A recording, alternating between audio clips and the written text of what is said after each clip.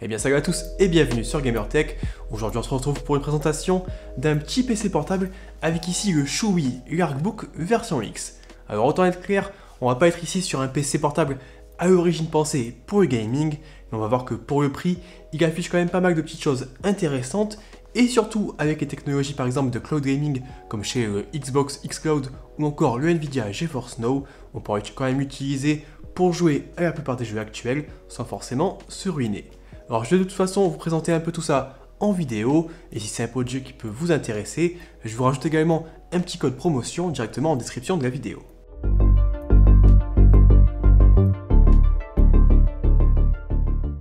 Allez, je commence comme d'habitude avec un petit tour du côté de unboxing, et ici on va plutôt à l'essentiel, puisqu'à l'intérieur de la boîte on va uniquement retrouver le PC, son chargeur et un peu de paperasse. Alors aussi je le précise dès maintenant, mais le PC est uniquement proposé en QWERTY, mais la marque a fourni quand même différentes petites membranes à venir placer directement dessus pour retrouver par exemple une disposition plus classique en AZERTY.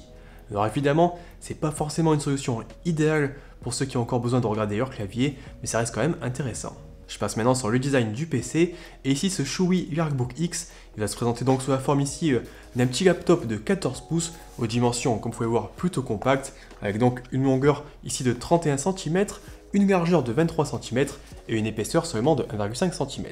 Alors au niveau du poids, on est environ à 1,4 kg, et donc clairement si vous cherchez un petit laptop que vous pouvez facilement transporter ou glisser dans un sac à dos, je pense que c'est un candidat idéal. Alors au niveau du châssis, on est sur une conception en aluminium pour les parties ici extérieures et en plastique autour du clavier, et dans l'ensemble ça semble plutôt solide pour un produit qui est encore une fois, je le rappelle, proposé sous la barre des 400 €. Alors également ici, au niveau de la charnière, elle est aussi conçue ici en métal, et encore ça inspire plutôt confiance. Vraiment de mon côté, j'ai pas signalé le moindre problème de ce côté-là. À l'arrière, on va retrouver 4 petits pieds en caoutchouc pour mieux le stabiliser sur son bureau. Ça permettra également aussi d'un peu surélever le PC afin de mieux dissiper la chaleur. Alors ici d'ailleurs, c'est vraiment un point important à souligner, c'est que le PC il embarque aucun ventilateur et ça lui permet donc d'être parfaitement silencieux.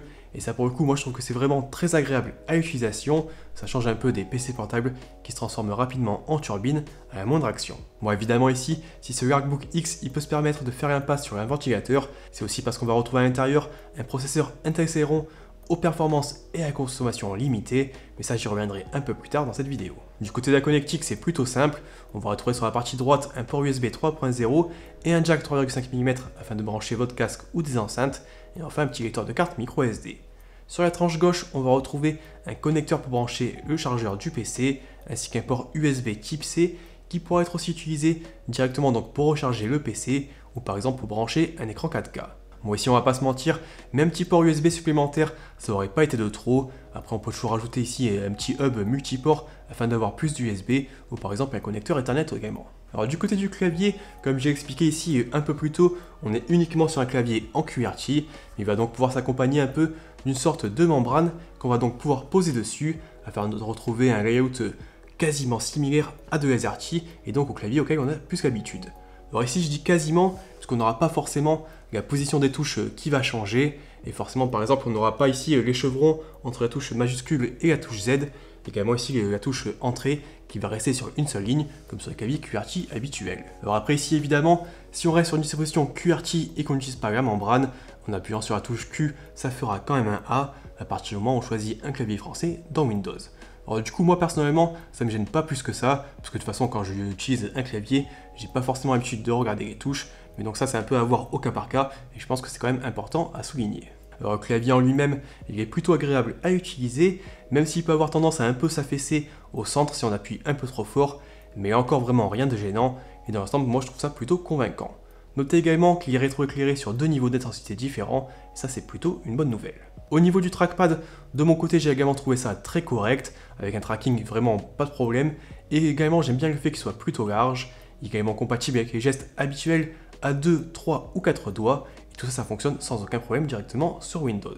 Allez, place maintenant ici à l'écran de ce Chuwi Arcbook X, et on va donc retrouver ici une dalle de 14 pouces au format 16/10 qui va supporter une résolution maximale de 2240 x 1440 pixels. Alors là encore, pour moins de 400 €, c'est plutôt une bonne surprise de retrouver un écran avec une résolution supérieure à du Full HD. L'autre point intéressant de cet écran, c'est que ça va être une dalle tactile Et si ça n'a pas forcément d'intérêt ici pour tous les joueurs, moi généralement je trouve que c'est plutôt cool sur un PC portable, ça apporte un petit confort supplémentaire, notamment par exemple quand on est un peu en train de naviguer sur le web par exemple. Alors aussi notez qu'on est ici sur une dalle IPS, ce qui permet un peu d'avoir de bons angles de vision.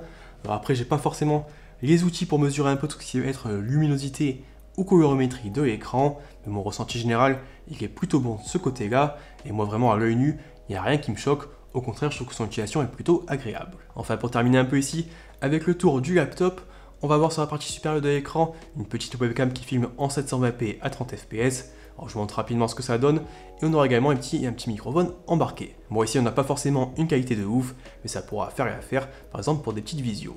Alors évidemment, si vous voulez avoir une meilleure qualité, je vous invite un peu à regarder mes différentes vidéos où je vous présentais des webcams USB, notamment du côté de chez Razer ou Elgato par exemple. Bon, maintenant qu'on est un peu ici au point, concernant le design de ce petit PC portable, place évidemment à son utilisation et à ses performances.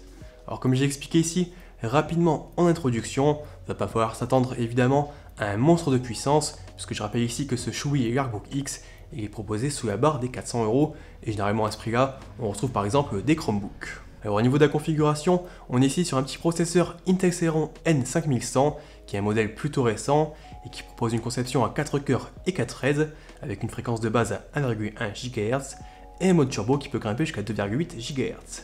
Alors en pratique, on va voir que ça suffit largement pour des petites tâches bureautiques traditionnelles, et surtout on va voir ce qui va être intéressant ici, c'est qu'il y a un TDP de seulement 6 watts, ce qui lui permet, comme j'expliquais un peu plus tôt, de ne pas avoir le moindre ventilateur dans ce PC. Alors pour le reste, on va retrouver 8 Go de DDR4 à 2400 MHz, et enfin un petit SSD SATA au format 1.2 de 256 Go.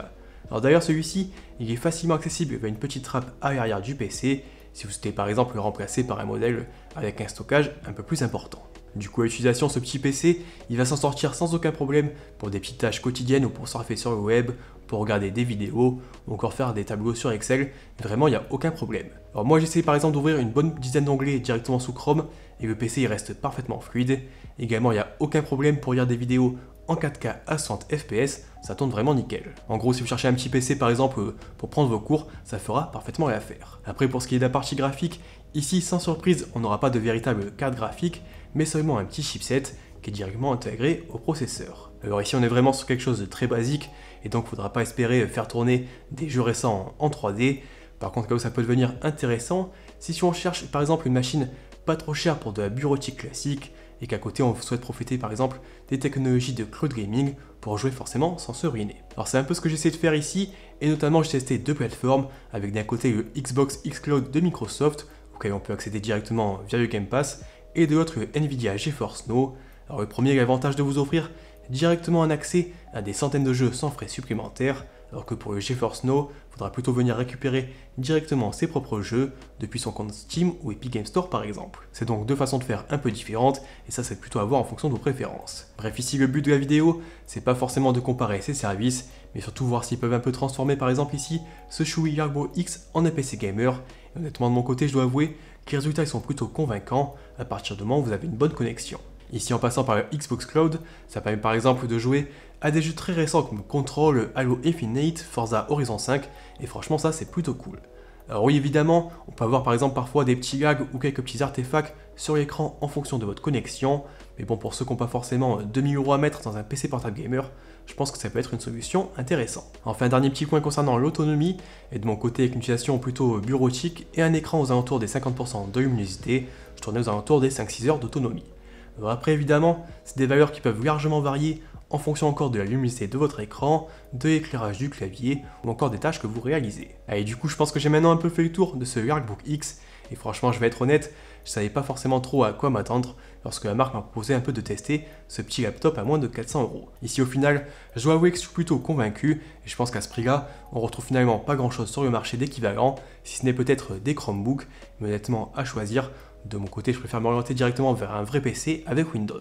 Alors ici, entre son écran tactile avec une bonne résolution, son fonctionnement sans ventilateur ou encore sa finition plutôt soignée, finalement, j'ai pas grand chose à y reprocher, si ce n'est évidemment ici ce clavier QWERTY. Alors on a vu qu'on pouvait utiliser une petite membrane pour passer en AZERTY, mais bon, c'est pas forcément la solution idéale et ça rend quand même la frappe un peu moins confortable, donc de mon côté, je préfère m'en passer. Bref, côté utilisation, ça permet vraiment encore une fois de faire des tâches bureautiques classiques sans aucun problème. Et pour le gaming, on l'a vu, on peut passer directement par des solutions de cloud gaming. Si vous avez une bonne connexion, je trouve que ça fonctionne plutôt bien.